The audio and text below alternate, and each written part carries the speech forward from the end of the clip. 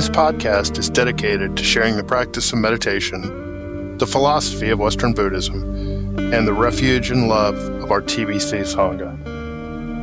Offering solutions that are simple, practical, and true. We believe happiness and better health are available to all people and for all people. We are here each week to lend wisdom and support to all who are making or considering making this journey. This is On the Range.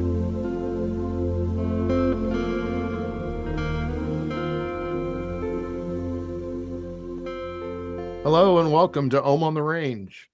My name is Whit and I'm grateful to be here. This is episode number 10, a bit of a milestone for the offering. This week we have Steph Watkins serving as co-host. Welcome, Steph. How are you? I'm doing well. How are you, Whit? Good. I'm very excited that we're together again. Very excited that this is the 10th episode. You know, we do these weekly, so they kind of come fast and furious, but it's still nice to hit number 10. It's been a great experience. I sure appreciate all your help getting us to this point, both co-hosting and kind of behind the scene. So you've been a real valuable asset, and I just wanted to say thank you for that. Aw, thank you, Whit. You're the valuable asset here. You're just leading us on into these unknown waters, and yeah, it's fun. It's a big surprise, and we're enjoying it. Yeah, I think that's well said. It's funny how you have an idea of what this sort of thing is going to be, but as Buddhists and as people that are trying to grow through the path, we also have a warm feeling in our hearts for the things we don't know.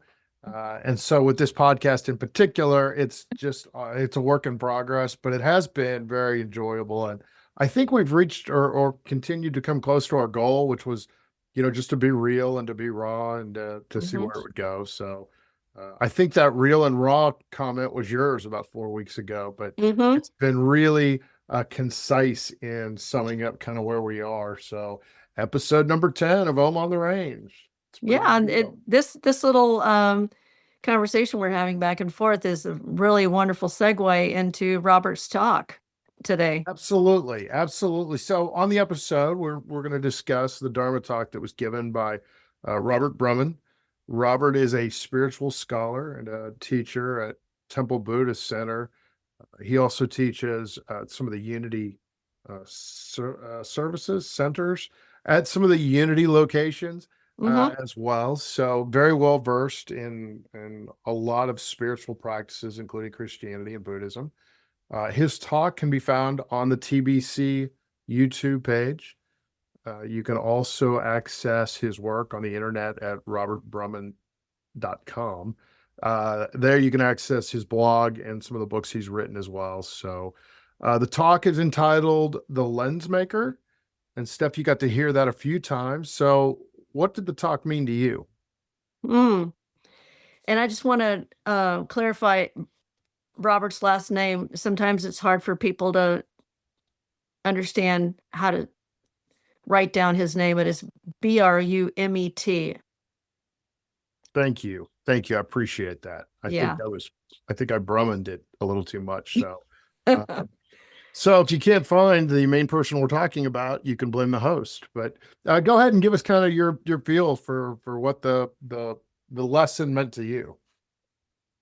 It meant everything to me. Well, it really deeply resonates with me. It just speaks to how I want to live my life, and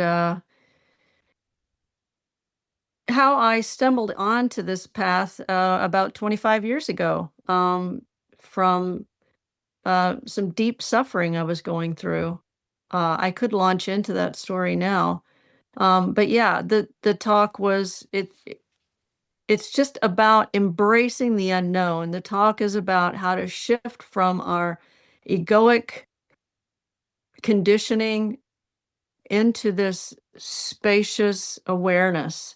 And I think that's what Buddhism always talks about. It's about how to drive that wedge in there between our egoic conditioning and this place inside that's the inner peace that we're all trying to get to.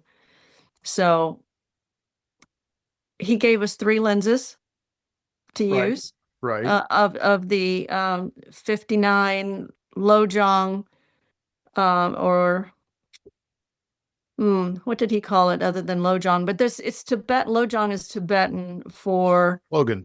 Slogan is slogan. what he used. Yeah. Slogan. Yeah, so slogan that we use to help us sort of pull the rug out from under our ego and to trip and, uh, and trip into, this awareness that we all have possession of. So let me ask you this. You got to sit through it a couple of times. I thought it was really interesting. It talks about just how everybody sees the world differently. We all see Mhm, it through certain lenses. We all filter it, the world, in our own way. And while our family and our culture and our past experiences and certainly our ego all play a big role in what those are like, none of us have the same set of lenses.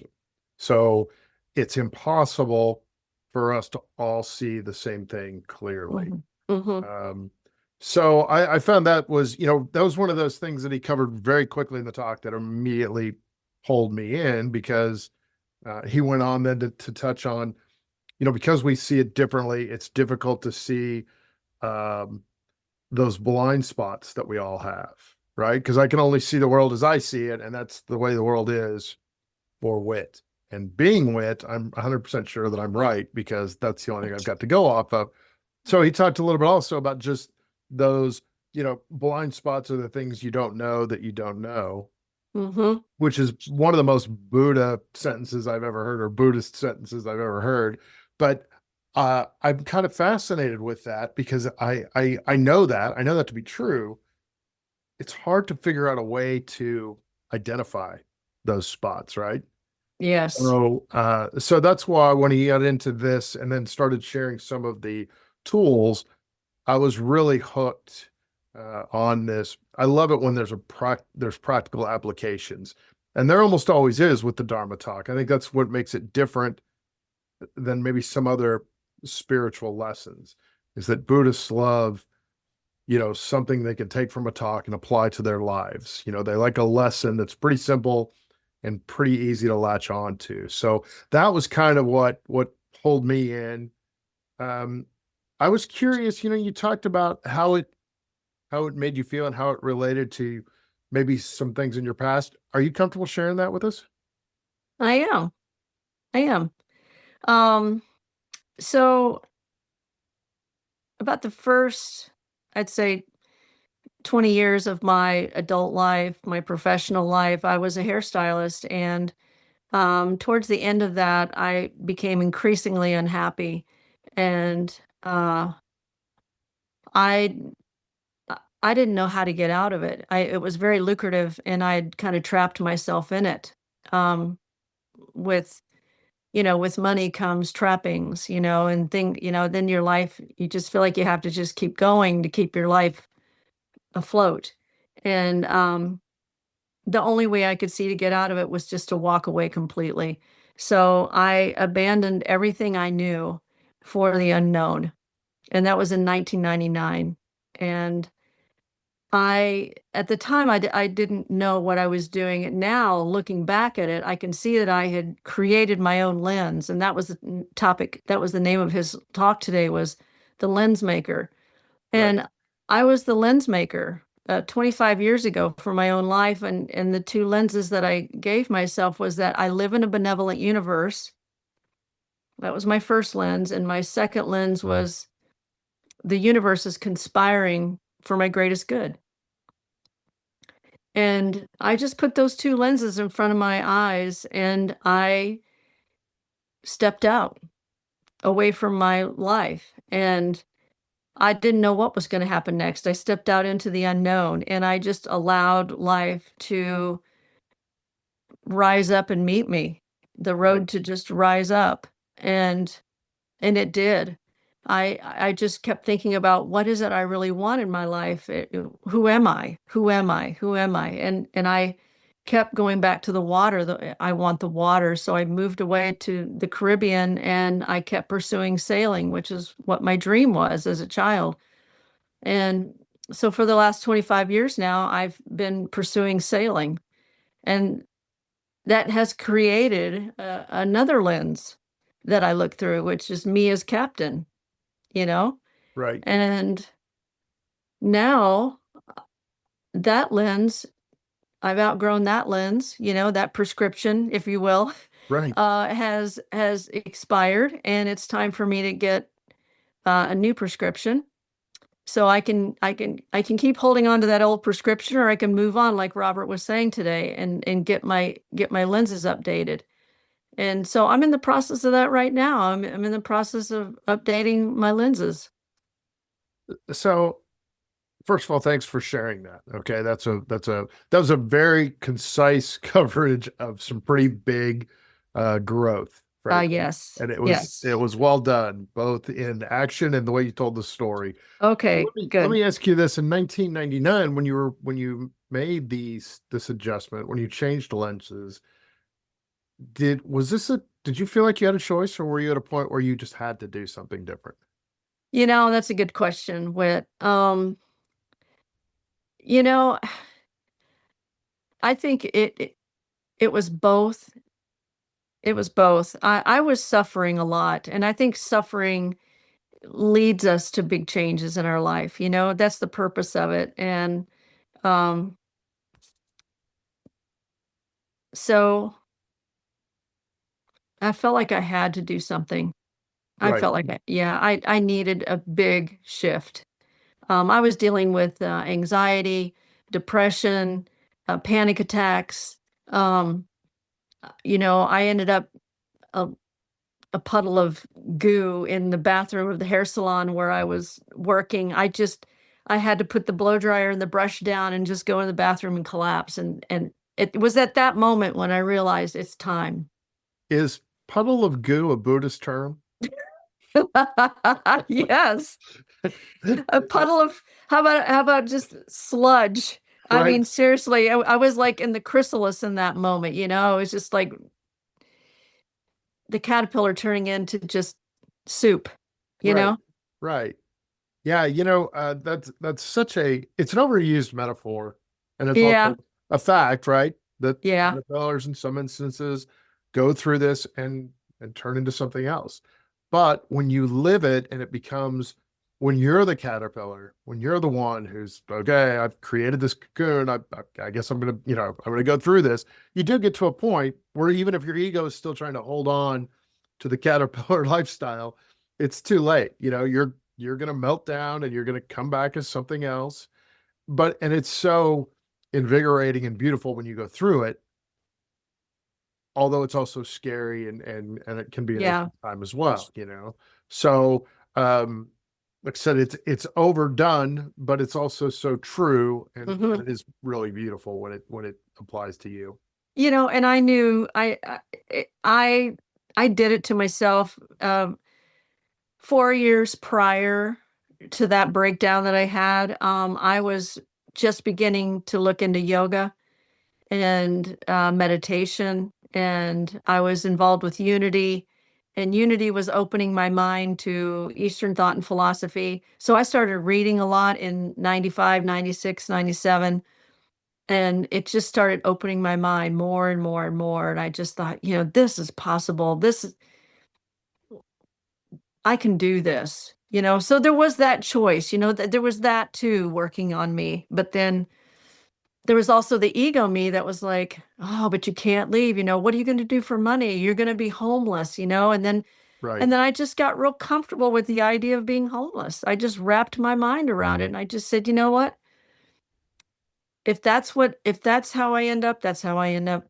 And You know, um, I that kind of mirrors one of those tools that I like to use when something is causing me uh, fear or anxiety, whatever the problem is I like to take a minute and just extrapolate it out as far as I can. Yes, get to the What if worst I, case yeah, scenario. exactly. And go ahead and get that on the table. Let's go ahead and get to the end of this scary ride that I seem to be on. And that way then we can walk around the whole problem and get a better feel for it. And it gives it all some texture and some I don't know, it's no longer an infinite problem. It's just Mhm. this thing, and most of it is not real, and I've made it up. And it just helps me settle back in to the here and now. Um, Absolutely. so I'm a big proponent of utilizing that, especially when it feels like I'm spinning out a little bit. Mhm. So the other thing for me personally is I have found that that key moment when you're going to make a big change, I get to the point where I just don't have a choice. I don't know if it's cowardice or if it's ego or if it's just common sense or it's just the way I'm wired, but it just feels like we're at a point now where this has to happen because I can't go any other direction. And sometimes that's because I'm anxious, I'm depressed, there's some pressures on me and that's the only way to relieve it. But also other times it's just the way it is. Yes. Whether it's like I'm not afraid either way, but it doesn't mean that I'm not going to have to go ahead and do this. Yes. Yes. And I think practice helps, at least for me, it's helped me be more brave just through the practice has helped me be less afraid. Mhm. It's addition by subtraction. Mhm. Just I'm just not because I feel like I'm being true to myself. And if this decision is wrong, first of all, there's no mistakes. It's something that I'll learn from. And if I've got to come back and restructure this or put my life back together, that's what I'll do. But um, like I said, I just always get to a point where that's what's happening next, and I know it. And sometimes it feels like I'm jumping into the abyss, and sometimes it feels like I'm falling into the abyss. But Yes. either way, that's Yes. where we're going. So Oh yeah. Well, definitely, along the way I had some shaky moments for sure. I mean, when I stepped out, I felt sure that I was doing the right thing, you know. right, But you definitely run into these moments where the ego wants to pull you back. The ego wants to go back to where it's safe, where things are known, right, where even if you know there were times when I thought, yeah, I was suffering, but at least I had money. I'll go back to that. I'll just go back. right. But the truth of the matter is, I really never looked back because I wrapped my mind around, I can't go back and I've got to keep going forward. And I was reading so much, about what the sages all over the planet were saying, you know, Yeah. that there's this benevolent universe that's going to care for us and we're going to figure it out. And I'm going to learn from each scenario that I go through. And that's what happened. And that's what I did. And that's led me to here where I am today. But I think what we need to do is really look at the ego and and awareness and look at these two parts of ourselves and try and understand what's going on here. And I think that's what Robert did today for us is he helped us try and see, you know, what's at play. What can we do to sort of drive a wedge or drive a lens, through that helps us understand what's happening here. Why are we suffering? What is really going on? When you mentioned that when you made these changes, you never looked back, I was trying to think what's the equivalent for me in my life. Yeah. There's been a few. I would say for some reason, that's a poor way of setting this up, by the way. I'm gonna have to edit this part out too, but I'm gonna go ahead and say it out loud. For me, marriage was that way. And Okay. I didn't know what I was doing. I didn't really know what I was hoping to get out of it, but I knew that I was committed to it and that it was the right thing for me and for my wife. Now, my wife's not on this podcast. She might not tell you that it was the right thing for her, but if she wants to, have rebuttal that, then she needs to start her own podcast, is the way I Okay. put that. But marriage was certainly one of them, and Yes. also meditation. Meditation was one of those things where I didn't know any much about it. I did some reading, but I just started and it was natural to me in that I knew I didn't want to be the other way. I wasn't sure Mhm. where I was going, but it was better than where I had started from. Mhm. And, I know some people when they start a practice struggle a little bit with being consistent and am I doing it right? And I can't do this and I can't get my mind to be quiet and all these things. And that was not ever a problem for me. And those are the only two examples that came to mind. They're both pretty heavy, and I'm really happy with those two. But I look at other things in my life, and it's still, I wake up every day going, I'm not sure this was the right way to go. And it's like, well, here's where we are though. And so, Yes. Well, uh, what came up for you in your meditation when you first started meditating? Like, what did you notice? it was just that I was doing something. I think it was, I think I had the calling, the urge to make this journey, which I know is a big metaphor, but it was a chance. I felt like I wasn't me. I felt like Mhm. somewhere along the way I had become somebody who I wasn't. Does that make sense? Yes. And Oh, totally. so I Totally. wanted to, and I didn't know it at the time, but as I started, I have felt this draw. And again, it took me a long time to realize that that's what was happening. But I also, in simpler terms, I could also just tell, hey, I feel better.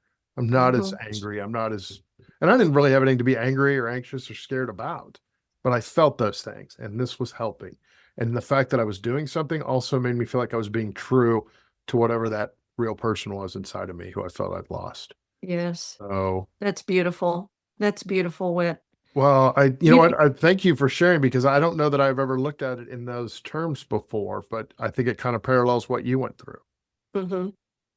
Yeah, meditation has gained momentum in my life. I wouldn't say that I was big into meditation for the last 25 years, but I would say that my the lens that I created, helped me begin to see the world in a different way, Mm. different than the way that I was seeing it before. Right, right, And, through all my conditioning and the fears that I had around money and work and society and all of that. And it's changed me. Those two lenses changed me. And and it's interesting. It's fascinating when I think about it. But meditation's definitely been part of my life in the last 25 years, but I wouldn't say that it was like a major activity that I was involved in. right, But I knew it was there as a tool. That's the right, best way that I can describe it. And right. but the lens for sure. I mean, when Robert talked about the lens today, I was like, "Whoa, So, that's what I did. That's exactly it." right, right. So with his talk today, he mentioned Tibetan Lodjongs. Am I saying that right? Lodjongs? Lojong. Lo Lodjongs. No. Lojong, Jong, I believe it is. Yeah, I'm sitting here staring at the word and I still can't say it. But the translation is slogan. So Okay. he mentioned there were 59 of them. I'd never heard of that before, but I just wanted to hit on the three that he offered. So Yeah. basically they're ways of lenses that you can use to look at your life and your experiences to help, as you said, upset the ego, maybe trip it up. Yep. Is really kind of what meditation is all about, Yep. where you go back into place, maybe not letting it make all the decisions. So the Yeah. first one was everyone is my teacher. Yep. I've kind of heard that before, thought it was interesting. I like to look at it that way as well. He mentioned originally that it was like pretend like everybody else in the world is enlightened and the only one Mhm. who isn't is you. And I thought Mhm. that was really powerful Yes, it because it was. does it kind of not only does it open your eyes to a different idea and makes you realize how many teachers are available to you, but it also takes a pretty firm jab at your own ego. It Because sure does. Yes, it we sure don't know yeah. that for sure, but it's not impossible that everybody else is enlightened and I'm not. So, but it is a weird feeling. You're like, well, how did that happen? Mhm. So, what were your thoughts on that one? So, yeah, I guess the question for me is how does that improve my life if I see other people as my teacher? And I think how it improves my life is it it slows me down. My brain's not scrambling to think about the next thing to say. I'm in a space of receptivity and listening to the other person, and I feel just more relaxed when I'm with people. I feel more present. I feel in my body and not so much in my head, you Right. know? Right. So I like that feeling of being more receptive rather than being the one that has all the answers Right. and or the know-it-all, you know? Right. And yeah, and I think we're doing it and we have to be careful not to do it to be, a quote unquote good Buddhist, to, make everyone our teacher, not like that, but um it just makes us more curious and I think that's super important to be curious and it definitely shifts us into that place of awareness, because we're waiting for the next thing that person's going to say. Well, what if they say something political that I don't like? Well, I can just ask questions or Right. I can be curious as to why they think the way they think. Right. Right. How were you raised? Right. I mean, it can lead into all kinds of like ways that we can connect with another person that you wouldn't normally connect Yeah, the way. I think if you can adopt that as a lens, then it gives you the opportunity to lessen the ego in your life and in your relationships with people. Mhm. Because this is a teacher, it's not an adversary, or it's not someone I need to impress, or it's not someone trying to impress me. There is no exchange other than the teaching. There's no one's trying to gain something or somehow improve their standing. So I always like that one because, like I said, it feels like it purifies that relationships with people, even when they do something that angers you. If you can Mhm. remember, hey, this is a teacher, this is my teacher. So being angry is not appropriate. It just all that does is show that I missed the lesson. So let's dismiss that or put it to the side for a minute and let's try to see what's available to us. You The know sec that sacred pause. Yes, yes, The sacred pause, because when you're in the student role, you're waiting. yes. You're paused, Oh, I thought you right? were talking about a sacred dog. No? All right. Sorry, I have dogs in the room. That was for them. Okay. The second one was embrace the unknown, Yep. I think is tremendous. I think that's good for everyone. I think it also, you were speaking earlier about, kind of letting things just happen, letting the universe kind of provide. I love there's a couple of statues that I've seen um, with it's usually a child looking, but a Buddhist monk sitting, and he's got his bowl that's Mhm. empty. And the message for me has always been, just put your bowl out there and see what lands in it. Don't judge it, Yes. but just work with it. And Yes. so I thought that embracing the unknown is very powerful, and I think that's a great way to try to live, as opposed to constantly be trying to getting stuff. You know, Yeah. I've judged this and I want this. I've judged this and I don't want it. Getting and shedding are the same thing. So Wow. yeah, That's spot on. Absolutely. Yeah, there's so much judgment, right, that right. just gets us all bound up and all of our opinions and everything. But yeah, embracing the unknown. Let life surprise you. Yeah, yeah, and be open to that. And then Let the your life. last one he mentioned was to live like you're dreaming, Okay. which again, it opens up the door to, all the possibilities that life may provide, the impermanence, the fact that there's no, life doesn't make sense. And that's true. That kind of goes back to where we started with this, what the fact that everybody sees it differently. Mhm. You really can't, we really can't even agree on what a logical life would look like. So the fact, again, if you can just focus on the possibilities and the impermanence of what you're doing and not get caught up, and this one trips me up every time. I want life to be fair. Oh, I yeah. don't even care if it's not that I want stuff. I just want to make sure that it's fair for everybody. And it's one of those things where it's not that way. Mhm. Once you realize it's not that way, then you start to notice that it's also not as unfair as it appears, that every day Right. has gifts and challenges.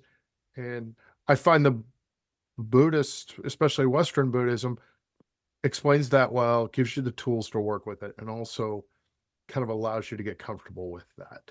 Right. We need to focus on the great acts of generosity as as we're also witnessing the atrocities, you know? So it's look, it's about our focus. Where Right. can we put our focus? And, you know, dreams are not sometimes they're nightmares, sometimes they're wonderful, but we could go into this one for a while. I don't know how much time we have left, but Oh, we don't have very much. okay. So here is the big finish, and I'm going to trip you up with this, so be ready. Okay. I wanted to propose that we each adopt one of these three slogans. Okay. And as Robert suggested, we try to work with them for 30 days. And I'll have you back on as co host in 30 days, and we can kind of talk about the experience I love if that you would idea. be up to it. So, as the co host, which one appeals to you, you think? I think, well, you know, which one haven't I done? Right. Um, so I would say number 1 probably would be my pick. Okay. You know, seeing Yep. everyone as my teacher. I think And that's great. Go ahead. yeah, I like the feel of that, you know. It drops me into my body and I want to do more of that and, you know, shut down anything that I think I know. Okay. So, I'm going to take number two, embrace the Okay. unknown. And Okay. what we will do is, it's the end of September now. We'll circle back in about 30 days. And I'm going to try to keep a little journal just so it stays in the front of my mind. And we'll talk about our experience. So if that works for you, that'll be the plan. That does work Um, for me. Perfect. Perfect. Hey, Steph, thank you so much for being on. It's always great Oh, to get together and talk a little bit about the journey. I wish we had another hour. I could dive deeper into this, you know. It's just all so good. I really loved Robert's talk today. Yeah, you know what? We'll make that part of our next talk as well. We'll have some space for that. Okay. But I'm really looking forward to seeing how these 30 days go, and having you on this challenge with me will make it, I don't know if it'll make it easier, but it'll certainly make me committed to it. So thanks for Yes. being on. I want to thank everyone who has listened. We appreciate you supporting the Om on the Range offering. You can find us on Spotify as well as the Temple Buddhist Center Discord channel. Those platforms will also allow you to leave questions or comments. We can also be reached via email at omontherangepodcast.com. This is Whit at Om on the Range, signing off, wishing you happy trails. Thank you to Mr. Tim Behrens for producing this episode, and thank you to Brad Athey for providing the music. And thank you to our listeners for joining us on this journey as we discuss meditation and Western Buddhism and celebrate the path to a happier and healthier life. Less suffering and more joy are available to all people. While we cannot control what happens to us, we can control how we react. It just takes practice. Until next time, stay grounded and find peace in the simple, practical solutions. This is Om on the Range, wishing you happy trails.